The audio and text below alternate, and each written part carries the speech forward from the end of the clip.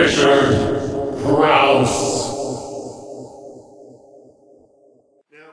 The film's been out for a couple of weeks in the United States. It's opening in Canada this week. It's actually only been out for 4 days. Oh, for 4 days. In the United States. But the response has been really good. Are you a little surprised by the response?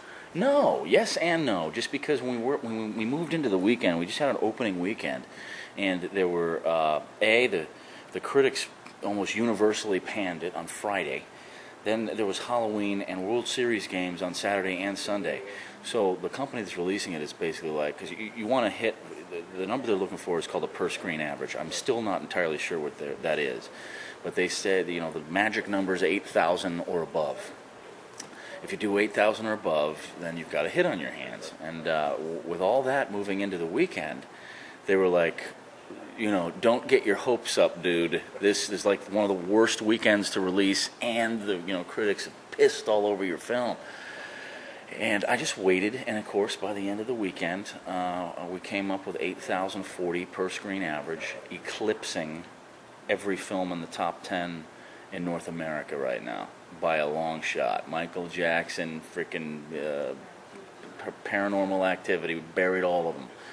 And I should have known that it was going to happen like that, but you're never quite sure. Like, the Boondock fan base always shows up, always does it. So I wasn't really, I should have been a little bit more, don't worry, guys, everything's fine. But because it's the first time I've, done it. Like, we didn't have a release on Boondock 1, so it was the first time. So I thought, maybe it's going to be different, because now we're like sort of really, you got to let go, and your kid's 18 years old. You got to let him out the door and see if he can go set the world on fire, or he's going to come back and live in your fucking cellar and smoke pot.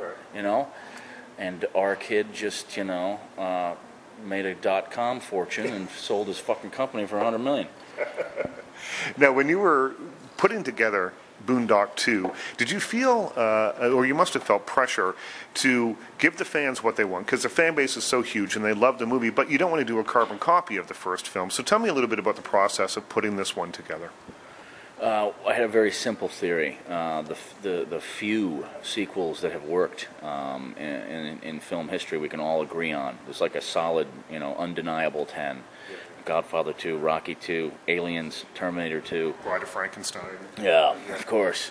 And it's one of those things where what my simple theory was, give them everything they love about the first movie inside of a whole new curveball plot that they could have never seen coming. Cleanest example of this theory is Terminator 2. Arnold's suddenly the good guy, protecting Sarah Connor. We ate that shit up. We loved it. We didn't see it coming, right? But I will guarantee you, behind the scenes, there was a raging debate over that. And the fucking powers that be were like, don't change the formula. He's a bad guy. We're going to lose our franchise. But those filmmakers stood up and did something brave and cool, and it worked. High risk, high reward. You don't have a choice when it comes to sequels. So I took that theory and moved into Boondock 2. What we've tried to do is throw a bunch of curveballs at you. There's a female lead in Boondock 2. Curveball number 1. We go into period piece flashbacks to 1950s New York. Boondock fans are not used to seeing that. We push fantasy sequences more and further this time. We push the humor further. These are things that the Boondock fan base can't really see coming.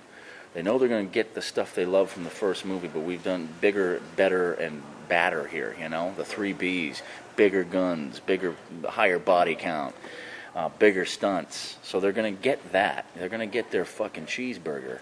It's just, we're going to throw some, interesting new toppings on there with a brand new curveball plot that they couldn't have possibly predicted.